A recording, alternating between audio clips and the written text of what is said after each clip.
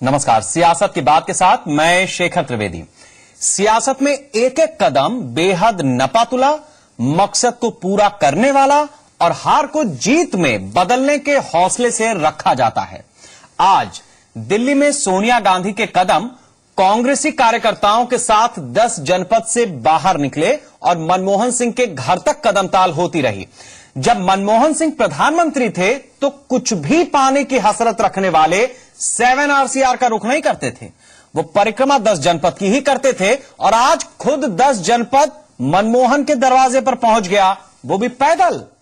मनमोहन सिंह की छवि यूं तो ईमानदार बताई जाती रही है, लेकिन कोयला घोटाले में उन्हें कोर्ट का समन मिला है। यानी मनमोहन सिंह अदालत जाएंगे, सोनिया गांधी मनमोहन के घर जा रही हैं, कांग्रेस आज भी सोनिया और राहुल के घर से बाहर नहीं निकली है, तो फिर सियासत की ये चाल किसको कहां पहुंचाएगी, आज समझेंगे सियासत की बात में।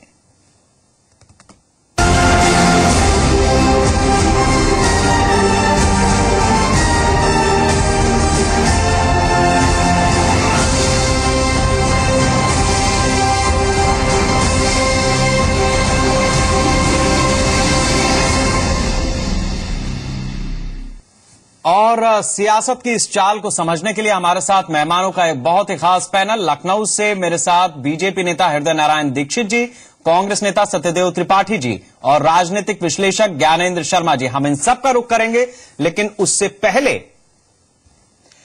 कांग्रेस सोच रही है कि मनमोहन सिंह का नाम जब कोयला घोटाले में आ ही गया है तो इसका इस्तेमाल कैसे किया जाए, ऐसे किया जाए या वैसे किया जाए।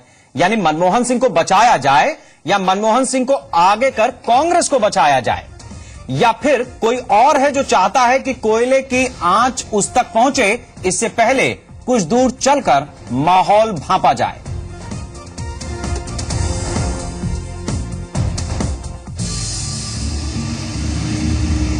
मार्च के महीने में दिल्ली बरसात में भीग गई।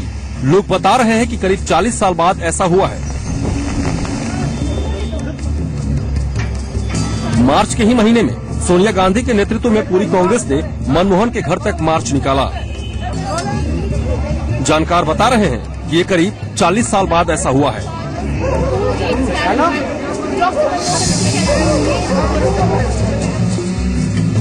वो सन 1975 था जब अदालत ने इंदिरा गांधी के रायबरेली से निर्वाचन को रद्द कर दिया था, जिसके बाद देश ने इमरजेंसी झेली और फिर 1980 में इंदिरा गांधी कांग्रेस को फिर से खड़ा करने के लिए सड़कों पर उतरी थीं। बिहार में बाढ़ से घिरे बेलची गांव में नरसंहार के बाद वो हाथी पर बैठकर पीड़ित परिवार से मिलने पहुंची। वहां से लौटते लौटते कांग्रेस फिर लोगों के मानस पर छा गई और दोबारा खड़ी हुई। सत्ता भी मिली, लेकिन इमरजेंसी का वो दाग आज तक नहीं धुला। समय का पहिया घूमा, राजीव गांधी सत्ता में आए। बोफोर्स तोप घोटाले में उनका नाम सामने आया। राजीव की अगुवाई वाली कांग्रेस की सरकार जाती रही। कांग्रेस 1991 में फिर सत्ता में लौटी, लेकिन तमाम कोशिशों के बावजूद बोफोर्स घोटाले का जिन्न रह रहकर बाहर आता रहा और वो दामन दागदार ही रहा। 1991 में राजीव गांधी की मौत के बाद कांग्रेस लोकसभा चुनाव जीती, लेकिन प्रधानमंत्री गांधी नेहरू परिवार से न होकर नरसिम्हा राव बने। नरसिम्हा राव पर सरकार बचाने के लिए जेएमएम घूसकांड, लखूभाई पाठक धोखाधड़ी मामला और सेंट किट्स केस चला। भ्रष्टाचार का दाग यहाँ भी कांग्रेसी सरकार और प्रधानमंत्री के दामन पर लगा।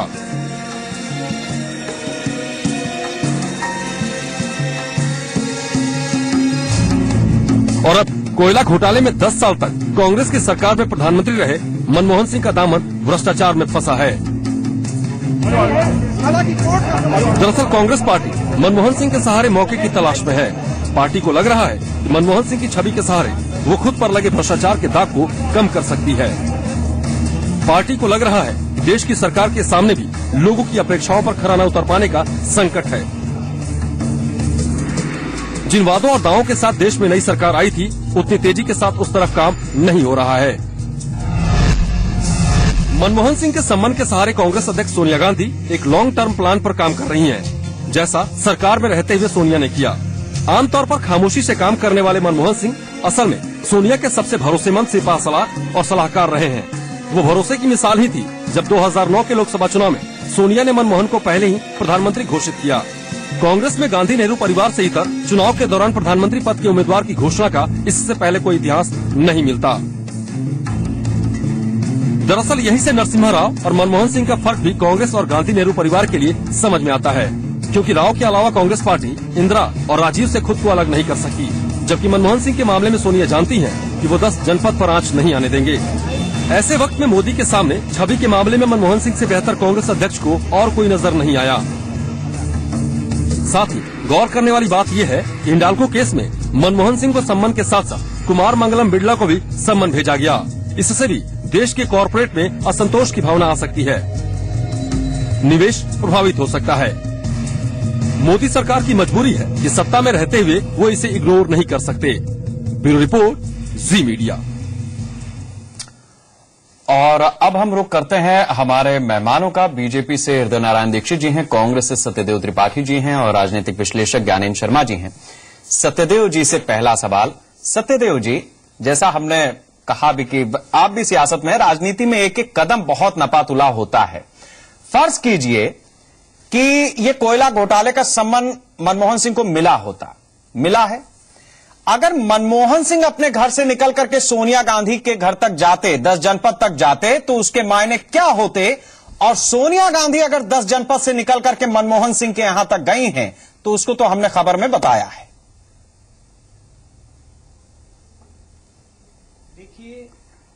देखिए, दोनों में एक बड़ा फर्क। सोनिया गांधी कांग्रेस की अध्यक्ष हैं।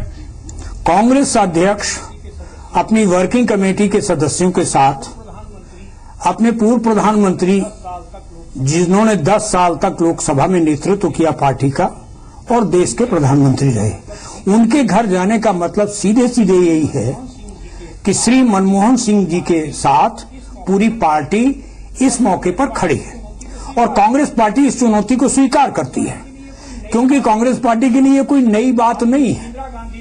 आप इंदिरा गांधी से शुरू की अपोजिशन, आज विरोध पक्ष की नैतिकता केवल इतनी है कि किसी तरह नेहरू गांधी परिवार पर कोई न कोई दाग लगाने की कोशिश करते हैं। नरसिंह राव पे इन्होंने लगाया, कोर्ट ने उनको बरी कर दिया। बोफर्स तोप का जिन बार बार इन लोगों ने निकाला, लेकिन कहीं कुछ नहीं निकला और उसी बोफर्स तोप के नाम पर ये कारगिल की लड़ाई कहते हमने हैं। अपनी खबर में भी इस बात को बताया सत्यदेव जी कि इंदिरा गांधी और राजीव गांधी को कांग्रेस नहीं छोड़ सकती थी, लेकिन नरसिम्हा राव और मनमोहन सिंह दोनों ही गांधी नेहरू परिवार से इतर प्राइम मिनिस्टर रहे हैं और उनका फर्क भी साफ नजर आता है। नरसिम्हा राव साहब को कई बार खुद आपके उपाध्यक्ष ने क्रिटिसाइज किया है, पब्लिक रैली में क्रिटिसाइज किया है। यहां आपके अध्यक्ष अपने घर से मनमोहन सिंह के घर तक जा रही हैं, तो कुछ तो बात होगी ना? नहीं, कोई सीधी बात है कि पार्टी नरसिंह राव के भी साथ खड़ी थी।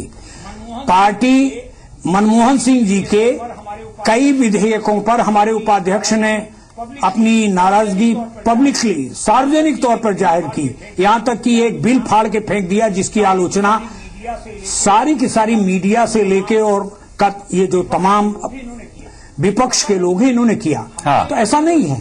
हमारे यहाँ जो लोकतंत्र, आंतरिक लोकतंत्र की स्थिति है, उसमें हर समय किसी भी बात को लेके कोई भी पार्टी का नेता अपनी राय व्यक्त कर सकता है।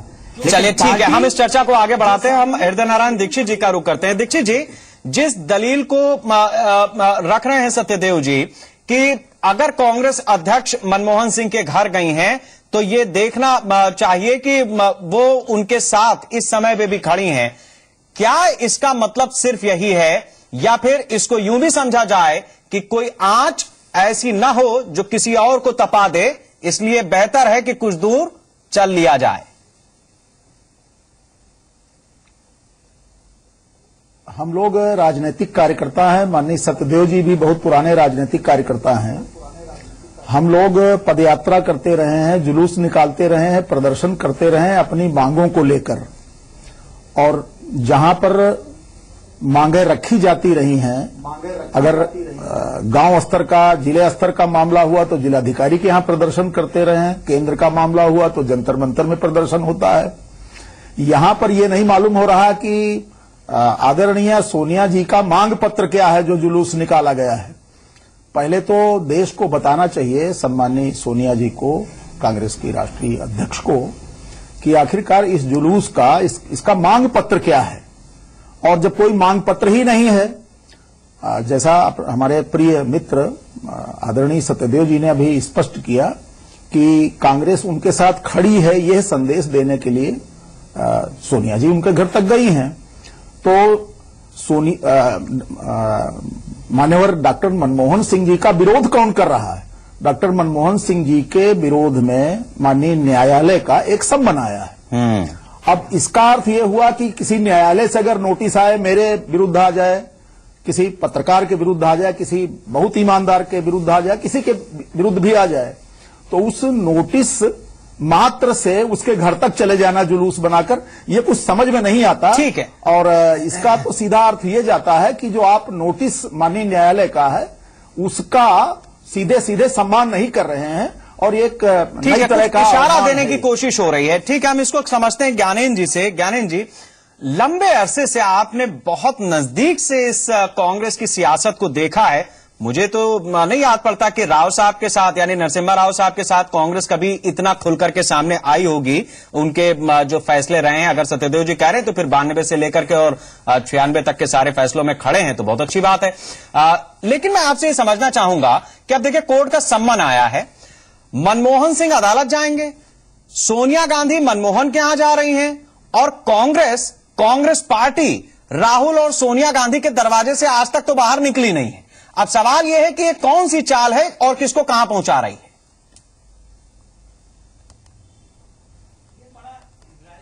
ये बहुत ही स्पष्ट बात है। देखिए, दो बातें समझना बहुत जरूरी है। पहली बात तो ये है कि आज की तारीख में केंद्र की बीजेपी सरकार जितनी कमजोर स्थिति में पहुंची हुई है, दिल्ली में करारी हार के बाद और जम्मू कश्मीर में जो कुछ हुआ, एक आतंकी को छोड़ने को लेकर, उससे इतनी कमजोर स्थिति में है। और कांग्रेस को जो एक तिनके की तलाश में कई महीनों से भटक रही थी, उसे एक मनमोहन सिंह नाम का तिनका मिला है। और इसीलिए ये सब पूरा का पूरा जिलों में, पूरे प्रदेश भर में प्रदर्शन किए गए और रेल रोकी गई। और ये एकता प्रदर्शित करने के लिए सोनिया जी के नेतृत्व में कांग्रेसी वहां पहुंचे। सीधी सी बात यह है कि कांग्रेस ये नहीं कह सकती आज की तारीख में कि वो कोर्ट के सम्मन के खिलाफ कुछ बोल रही है। चिदम्बरम ने बहुत साफ तौर पर कहा है कि सीबीआई ने बिल्कुल स्पष्ट रूप से अदालत को ये बताया था कि मनमोहन सिंह के खिलाफ कोई केस बनता ही नहीं है। उसके बावजूद ये जारी किया गया, तो सरकार क्यों नहीं इसके बारे में कुछ बोलती है? लेकिन चिदम्बरम एक बात भूल गए कि कल ही अरुण जेटली साहब मनमोहन सिंह से मिले थे और संभवतः उन्होंने ये बात कही है कि हम इससे पूरी तरह से अलग, सरकार से इसका कोई लेना देना नहीं है और ये कोर्ट का मामला है जो कोर्ट निपटे और मनमोहन सिंह जी निपटे। लेकिन एक बात है कि कांग्रेस को जिस मुद्दे की तलाश थी, जिस तिनके की तलाश थी, वो उसे मिला। और बहुत सारे कांग्रेसी जो दरवाजों के अंदर, जैसा आप कह रहे हैं, बंद थे, वो सड़कों नहीं, पे तो आए। कांग्रेस क्या जताना चाह रही है कि मतलब कोई कोयला घोटाले में जो प्रधानमंत्री का नाम आ रहा है, जिसका कोर्ट ने सम्मन भेजा है, वो दरअसल बीजेपी फंसा रही है? क्या वो ये कह रहे हैं कि हमारा नेता बड़ा ईमानदार है, उसकी ईमानदारी पर कोई शक नहीं हो सकता और फैसलों पर कोई सवाल नहीं हो सकता, ये अदालत का अगर सम्मन आ गया है तो बीजेपी फंसा रही है, क्या ये कह रहे हैं? नहीं, देखिए, ये बात बहुत स्पष्ट है हाँ, कि कांग्रेस को एक बड़ा एडवांटेज है, वो है मनमोहन सिंह की इमेज का। देखिए, मनमोहन सिंह की जो इमेज है, हाँ, वो चाहे उनकी शैक्षिक योग्यता हो, चाहे आर्थिक विषयों पर उनका ज्ञान हो, हाँ, चाहे उनका अनुभव, राजनीतिक अनुभव हो, वो ठीक है, उनकी इमेज को लेकर के कांग्रेस चल रही। सत्यदेव जी, बहुत जल्दी से आपकी टिप्पणी इसी सवाल पर। आप कुछ कहना चाह रहे थे, मैं आता हूं जी। हाँ, इसी सवाल पे मैं जरूर कहना चाहता हूँ। बोलिए। क्योंकि कोर्ट का सम्मन या न्यायालय की अवमानना, जैसे हमारे मित्र दीक्षित जी कह रहे थे, बिल्कुल नहीं की जा रही है। ठीक। बात यह है कि जब सीबीआई ने कहा कि कोई केस बनता ही नहीं है, तो इस सरकार की नीयत के खिलाफ हम लोग खड़े हुए हैं।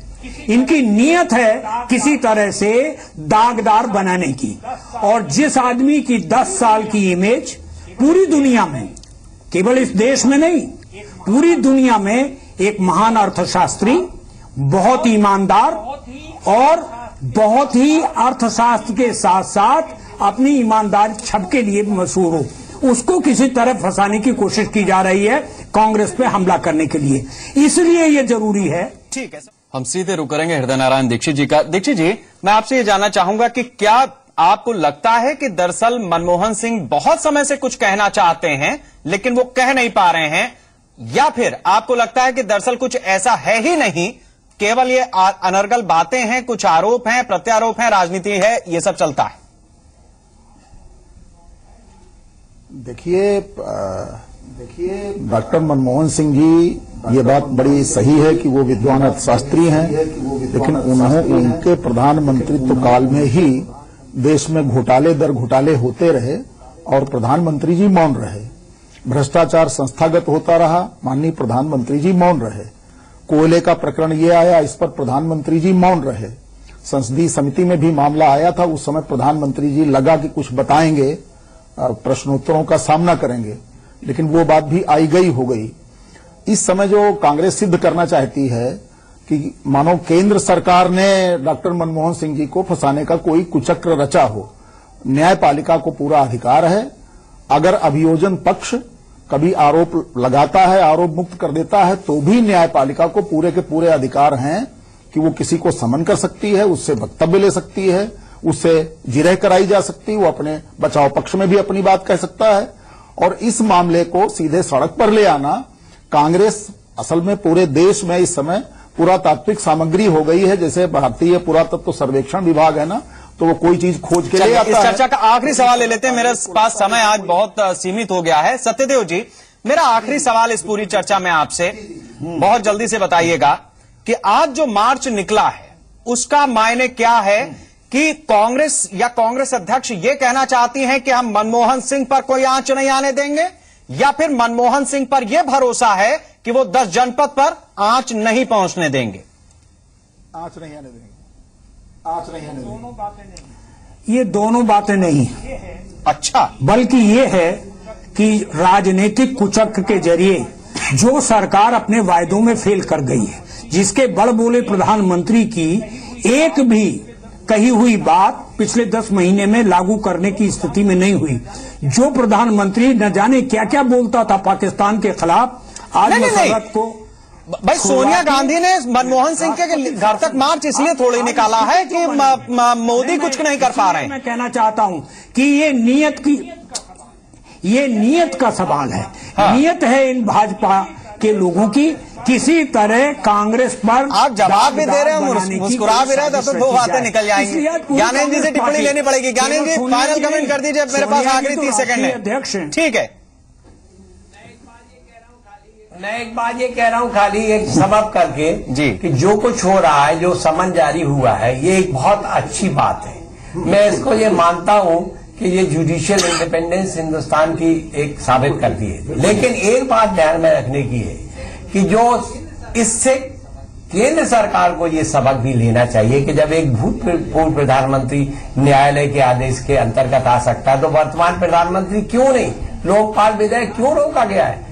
गुजरात में जहां नरेंद्र मोदी जी थे, वहां लोकायुक्त में। चलिए ठीक है, अब ये चर्चा कहीं से कहीं निकल जाएगी। मेरे पास समय इतना ही था। बहुत शुक्रिया आप तीनों लोगों का। तीनों ही लोगों ने आज अपनी बात को रखा है, लेकिन जो इस पूरे प्रकरण का लब्बो लुबाब है, मामला अदालत में है, वहां जाएंगे, केस चलेगा, क्या होगा वो अपनी जगह है, लेकिन इस पूरे प्रकरण में जो आपकी ताकत है वो पहचानिएगा। लोकतंत्र की ही ये ताकत है कि आज सोनिया गांधी ने मनमोहन सिंह के घर तक पैदल मार्च किया है। जनता कब किसको पैदल कर दे, ये है जनता। नमस्कार।